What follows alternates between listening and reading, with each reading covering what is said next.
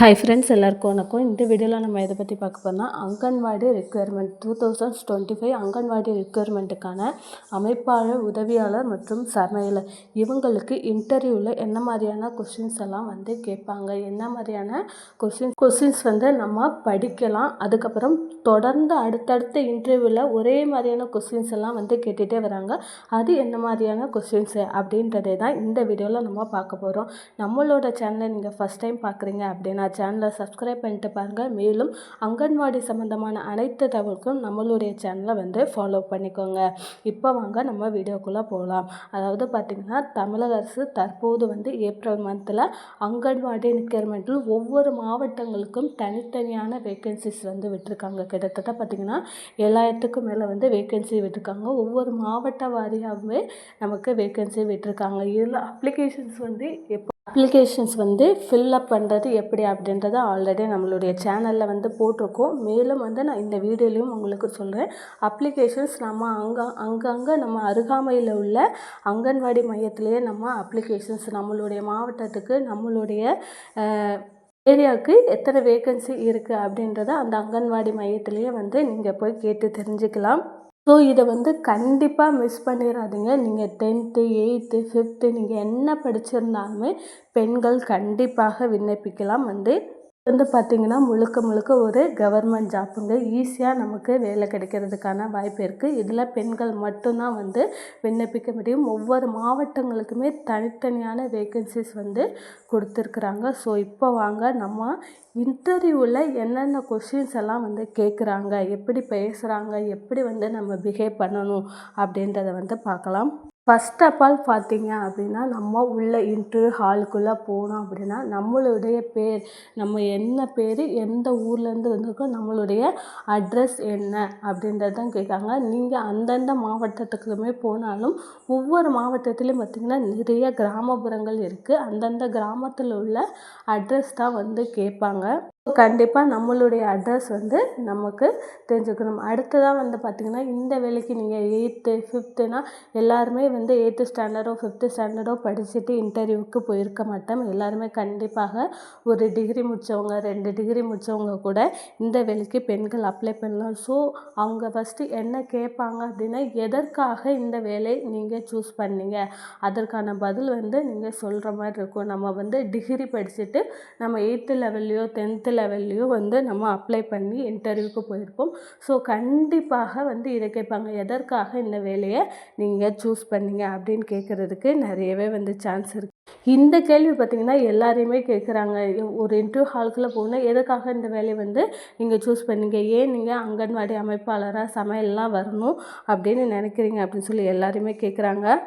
இந்த கேள்விக்கு பார்த்திங்கன்னா நிறைய பேருக்கு குழந்தைகள், அதாவது டீச்சராக போகணும், குழந்தைகளை பார்த்துக்கணும், கவனிக்கிறதுல ஆர்வம் உள்ளவங்களாக இருக்கலாம். இல்லை சொந்த ஊரில் எனக்கு ஒரு கவர்மெண்ட் ஜாப் கிடைக்கிது, நான் குழந்தைகளுக்கும் பெண்களுக்கும் உதவி செய்யவோ சமூக பணி செய்யவோ விரும்புகிறேன் அப்படின்றவங்க கூட அந்த மாதிரியான உங்களுக்கு என்ன தோணுதோ அந்த மாதிரியான கொஸ்டின்ஸ் கேட்கலாம். அதுக்கப்புறமா பார்த்திங்கன்னா அங்கன்வாடி மையத்தின் முக்கிய பணி என்ன அப்படின்னு சொல்லி கேட்பாங்க. அந்த அங்கன்வாடி மையம்னா என்னன்னா, குழந்தைகள், அதாவது குழந்தைகளுக்கு ஊட்டச்சத்து கொடுக்கறது, ஒரு சரியான நம்ம வீட்டில் உணவு முறைகள் கொடுக்குற மாதிரியே எக்ஸ்ட்ரா நம்ம ஒரு குழந்தைகளுக்கு தேவையான ஊட்டச்சத்து கொடுப்பாங்க. அதுக்கப்புறமா பார்த்திங்கன்னா கர்ப்பிணி பெண்களை மகப்பேறு காலத்துலேயும் மகப்பேறுக்கு முன் மகப்பேறுக்கு பின் அவங்களுக்கு தேவையான ஊட்டச்சத்து பொருட்களை வழங்குவதும் பார்த்திங்கன்னா அங்கன்வாடியோட ஒரு சிறப்பு அங்கமாக இருக்கும், ஒரு வேலையாகவும் அவங்க செஞ்சுட்டு வராங்க. முக்கியமாக பார்த்திங்கன்னா மகப்பேறு காலத்தில் தாய்க்கும் சேய்க்கும் எந்த பாதிப்பும் நிகழாமல் அவங்களுக்கு தேவையான மாத்திரையாகட்டும், மருந்தாகட்டும், ஊட்டச்சத்து பொருட்களாகட்டும் அனைத்தையுமே வழங்கக்கூடிய ஒரு பொறுப்பு அங்கன்வாடி மையத்துக்கு இருக்குது. அடுத்ததாக பார்த்திங்க அப்படின்னா அரசாங்கம் ஏதாவது ஒரு புதிய திட்டத்தை அறிவிக்கலாம். பெண்களுக்கோ இல்லை குழந்தைகளுக்கோ ஒரு புதிய திட்டத்தை அறிவிக்கலாம். அதை நம்ம கிராமப்புற மக்களுக்கு சொல்லி தெரிய வைக்க வேண்டியது பார்த்திங்கன்னா இந்த அங்கன்வாடி எங்களோட ஒரு முக்கிய வேலையாக இருக்கும். அடுத்ததாக பார்த்திங்கன்னா உணவு, அதாவது சத்தான உணவுப் பொருட்களே வந்து குழந்தை பருவ வயதில், அதாவது ஸ்கூல் போகிறதுக்கு முன்னாடி வந்து பார்த்திங்கன்னா அவங்க அங்கன்வாடி மையத்தில் தான் வந்து குழந்தைகளை வந்து சேர்க்குறாங்க. அந்த குழந்தைகளை வந்து பார்த்துக்கிற பொறுப்பு, அவங்கள சாப்பிட்ற சொல்கிறது, சத்தான உணவுப் பொருட்களை கொடுக்கறதும் வந்து இந்த அங்கன்வாடி மையங்களோட வேலைகளாக வந்து இருக்கும். அதுக்கப்புறம் பார்த்திங்க அப்படின்னா மகப்பேறு காலத்தில் வந்து தாய்க்கு வந்து டிடி இன்ஜெக்ஷன்ஸ், அதுக்கப்புறம் பார்த்திங்கன்னா ஒரு 3 மாத காலம், ஒரு 4 மாத காலம் வந்து இன்ஜெக்ஷன்ஸ் போடுவாங்க. அதுவுமே வந்து நம்ம அங்கன்வாடி மையத்தில் போடுவாங்க. அதுக்கப்புறமா குழந்தை பிறந்ததுக்கு அப்புறமா தடுப்பூசிகளும் வந்து நம்ம அங்கன்வாடி மையத்தில் தான் வந்து போடுவாங்க. அது சம்மந்தமாகவும் நம்மக்கிட்ட கேள்வி கேட்கலாம். அதாவது குழந்தை பிறந்த உடனே வந்து என்ன மாதிரியான இன்ஜெக்ஷன்ஸ் போடுவாங்க, அதாவது தடுப்பூசிகள் போடுவாங்க. அந்த தடுப்பூசி எதற்கு, அதுக்கு அடுத்த 3 மாதம் 4 மாதம் அந்த மாதிரி இடைவெளியில் வந்து குழந்தைகளுக்கு தடுப்பூசி நம்ம அங்கன்வாடி மையத்தில் தான் வந்து போடுவாங்க.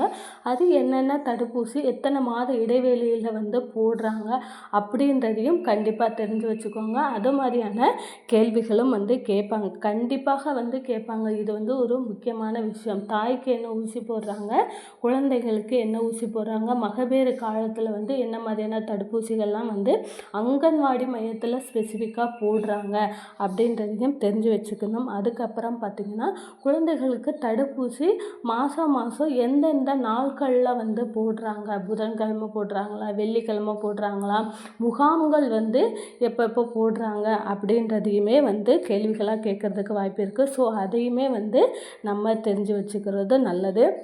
அடுத்ததாக வந்து பார்த்திங்கன்னா அங்கன்வாடி மையத்தில் நம்ம வேலை செய்ய போகிறோம், ஒரு சமையலராகவோ உதவியாளராகவோ இல்லை அமைப்பாளராகவோ வேலை செய்ய போகிறோம் அப்படின்னா நமக்கு பொறுமை ரொம்ப ரொம்ப முக்கியம். நம்ம ஹேண்டில் பண்ண போகிறது சிறு சிறு குழந்தைகள், அதாவது 2 வயது மழலை குழந்தைகள், அந்த மாதிரியான குழந்தைகள் தான் வந்து நம்ம ஹேண்டில் பண்ண போகிறோம்.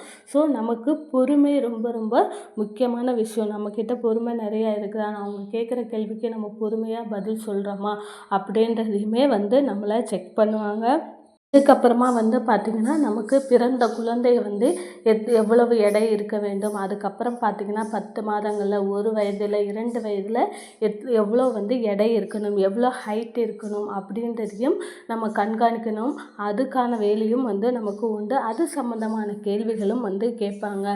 பிறந்த குழந்தை வந்து எவ்வளோ எடை இருக்கணும், 3 மாதங்களில் சராசரி எடை எவ்வளவு இருக்கணும் அப்படின்றதையும், அதுக்கப்புறம் 1 வயதாகட்டும் 2 வயதாகட்டும் ஒரு பெண் குழந்தை ஆண் குழந்தைக்குமான எடை வந்து டிஃபர் ஆகும். எடையும் ஆகட்டும் ஹைட்டும் ஆகட்டும் வந்து 2மே வந்து வித்தியாசப்படும். ஸோ அதையுமே வந்து நம்ம தெரிஞ்சு வச்சுக்கிறது நல்லது. ஏன்னா இது சம்மந்தமாக இந்த மாதிரியான பணிகள் வந்து நமக்கு நிறையா இருக்கும். ஸோ அதை மாதிரியான கேள்விகளும் அவங்க கேட்குறதுக்கான வாய்ப்புகள் அதிகமாக இருக்குது.